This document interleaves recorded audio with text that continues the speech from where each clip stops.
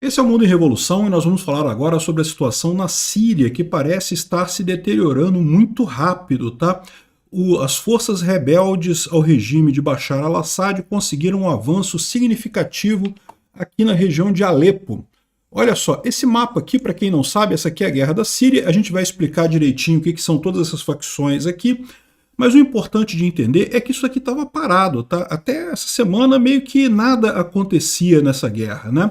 Continua a Síria dividida em vários pedaços, mas nada acontecia. De ontem para hoje, os rebeldes, que são essa área verdezinha aqui, conseguiram avançar, estão muito perto da cidade de Alepo, que é uma das principais cidades da Síria, se não me engano é a maior cidade da Síria.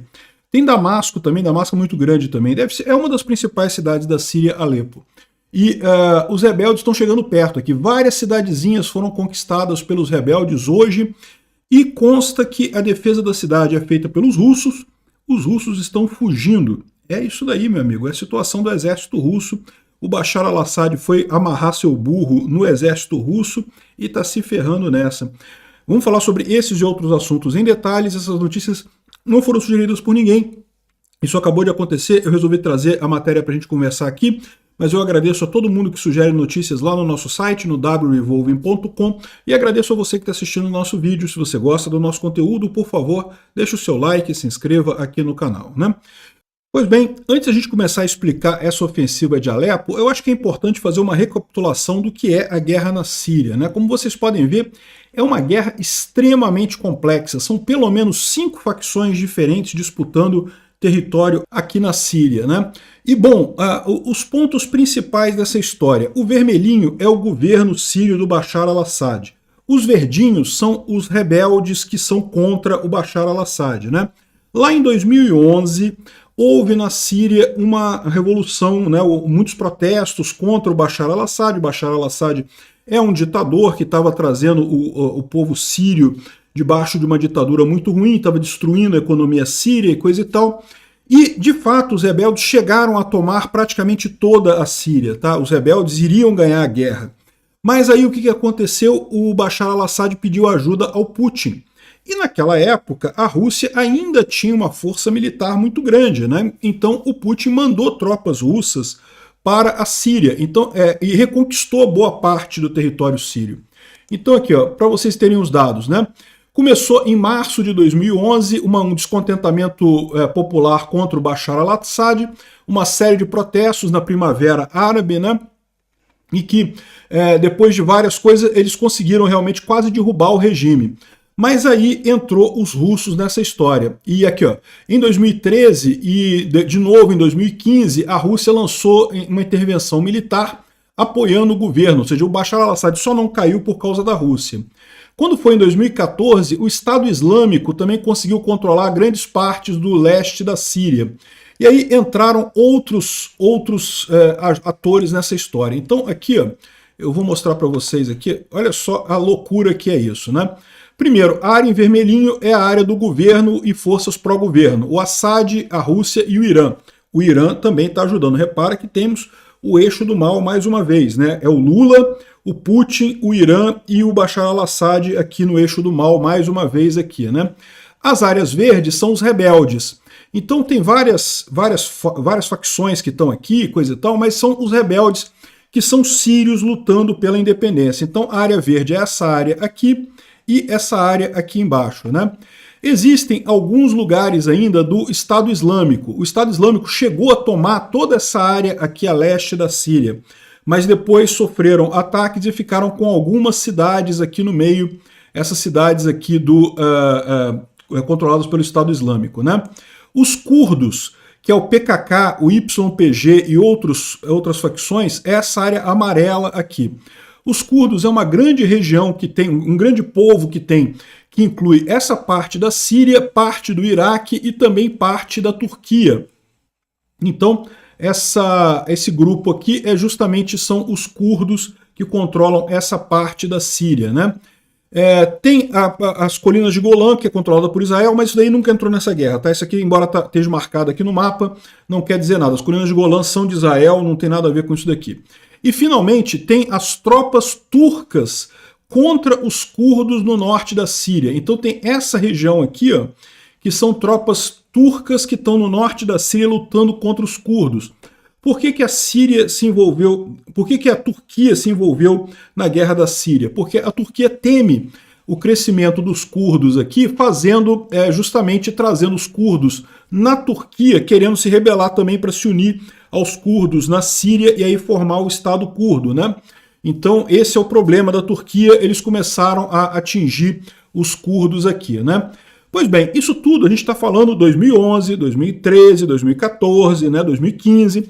De lá para cá, a coisa meio que parou, tá? Então você tem aqui uma área controlada pelos rebeldes, verdinho aqui embaixo. Esse verde aqui também é controlado pelos americanos, tá? Os americanos apoiam os rebeldes aqui. Você tem a área controlada pela Rússia e pela Síria, que é essa área em vermelho.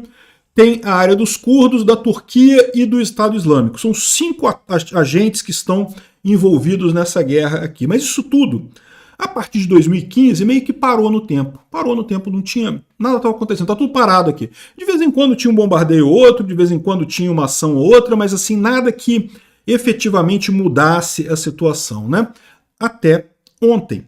Ontem, os rebeldes aqui da área verde aqui avançaram com muita força em direção a Alepo e conseguiram tomar várias cidades aqui na região. Fizeram uma campanha muito bem feita de ataque e estão muito próximos de Alepo.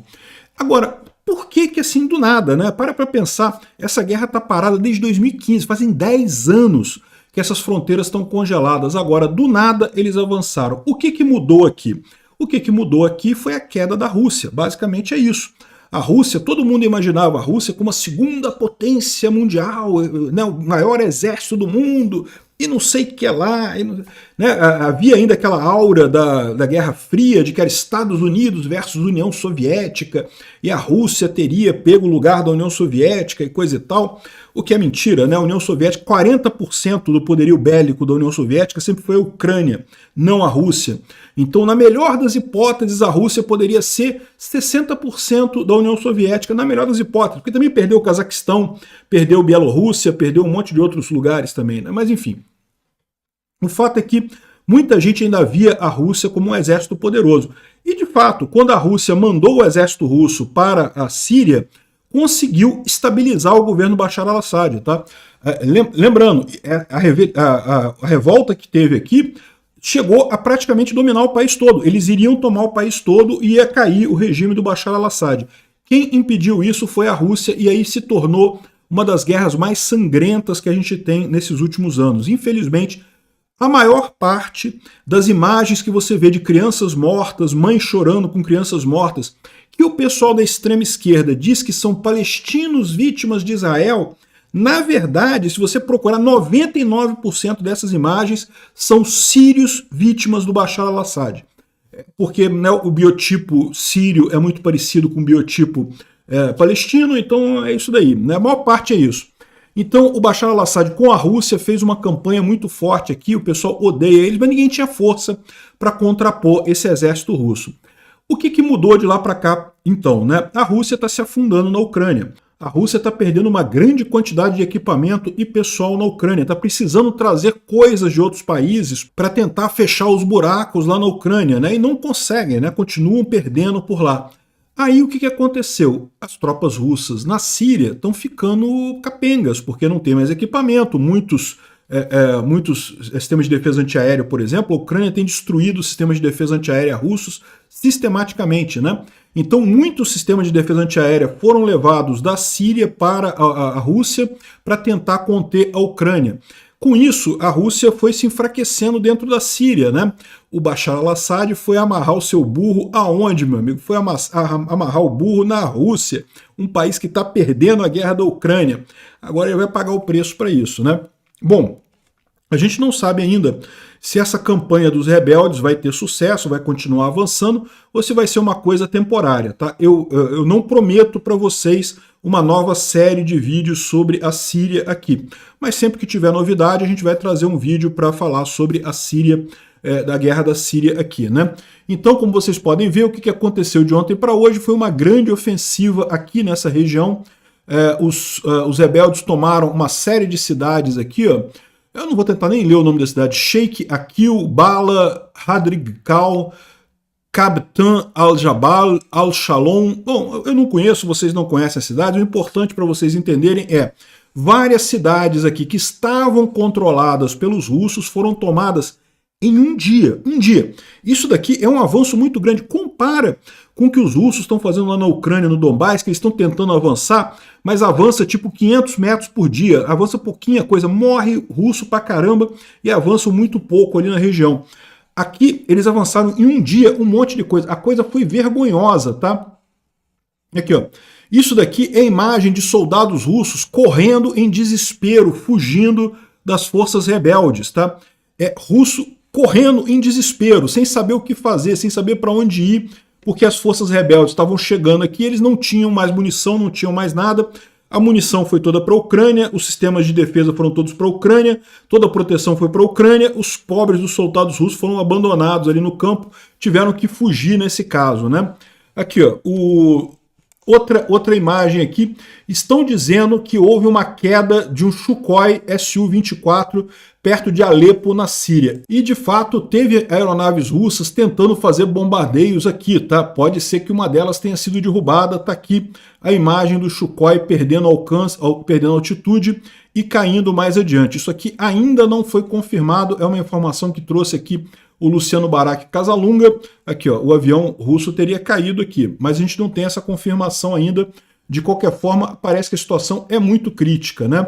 Fontes russas dizem que durante o ataque de forças pró-Turquia contra o exército do Assad na Síria, na província de Alepo, um grupo de russos, das forças especiais russas, foi destruído, né? Eles chamam de forças pró-Turquia, mas na verdade são os rebeldes da Síria, tá? Aqui, ó, essa manhã, na província síria de Alepo, no noroeste da cidade, militantes começaram sua ofensiva e covardemente fizeram algumas manobras para tentar fugir, não apenas por terra, mas também em tanques, e mais uma vez a coisa acabou caindo nos russos, né? Ou seja, o que eles estão dizendo é que as forças do Bashar al-Assad fugiram e daí resultou os russos tendo que defender as posições e os russos acabaram morrendo. Não vou mostrar aqui porque o YouTube não gosta dessas coisas, né? Mas teve aqui um monte de armas e coisas dos russos que foram capturados, inclusive uma arma anti-drone aqui e mais um monte de munição e coisa e tal. Aqui eles estão identificando quais são as armas que foram capturadas ali. É um kit de segurança dos russos ali em Alepo, que foi conquistado pelos rebeldes, né? Esse posicionamento. Está aqui a diferença que foi de ontem para hoje, então você pode ver que realmente um grande número de cidades, o avanço dos sírios aqui foi realmente muito grande contra as tropas russas e do Bashar al-Assad, né? Aqui tem, no cair da noite agora, depois dessa primeira leva de cidades, teve mais cidades capturadas aqui, o pessoal está comemorando mais cidades capturadas aqui. Segundo informações, a essa altura, os rebeldes já estão a 3 quilômetros da cidade de Alepo e chegando muito perto, né? Estavam a 7 quilômetros aqui, agora já estariam a 3 quilômetros de Alepo, ou seja, eles continuam avançando aqui, já tem rebelde aqui, há uma hora atrás, aqui já estão chegando mais perto ainda de Alepo, segundo essa informação, né? Ou seja, a situação continua bastante crítica aqui, tá? Os rebeldes continuam avançando nesse momento que eu estou gravando esse vídeo. E é lógico, a gente não sabe se vão conseguir tomar Alepo, se isso aí é só uma ofensiva despretensiosa ou se é algo que vai se constituir por mais dias. O fato dessa história é que parece que a Ucrânia está fazendo realmente um bem ao mundo, né? O que eu falo para vocês, a guerra da Ucrânia é a principal guerra que está acontecendo nesse momento, porque ela pode mudar a geopolítica do mundo. A Rússia enfraquecendo do jeito que está enfraquecendo na Ucrânia está também enfraquecendo outros ditadores do eixo do mal, com o Bashar al-Assad. Vai enfraquecer o Irã também, vai enfraquecer o Lula também, tá? E diga-se de passagem, aqui na Ucrânia está acontecendo alguma coisa muito estranha. Eu vou falar sobre isso no vídeo de amanhã da Ucrânia, tá? Mas olha só, algo muito grande está acontecendo debaixo das cortinas nesse momento. A situação ali em Kaliningrado está bastante tensa. Vocês lembram daquele navio chinês, o Yipeng, que cortou alguns cabos submarinos ali no Báltico, né? O cabo de internet que liga a Alemanha à Finlândia e a Suécia à Letônia, a Lituânia. Enfim, esse navio parece que tem alguma coisa muito estranha. Existem drones de reconhecimento da OTAN monitorando a situação em Kaliningrado e um monte de coisa acontecendo em Kaliningrado. A economia russa essa noite está desabando completamente. O rublo bateu 115 rublos por dólar, caindo em queda livre. Os russos parece que estão preocupadíssimos com a possibilidade de bancos quebrarem, então está todo mundo tirando dinheiro dos bancos lá na Rússia, o que pode ser uma coisa muito grave. Tem coisas acontecendo, tá? A situação está ficando crítica para os russos. Olha a previsão que eu fiz, hein? Todos os analistas estavam falando que a Rússia vai quebrar ano que vem. Eu falei que ela ia quebrar esse ano. Ainda não quebrou ainda, mas vamos ver. Essa situação parece que está chegando perto disso.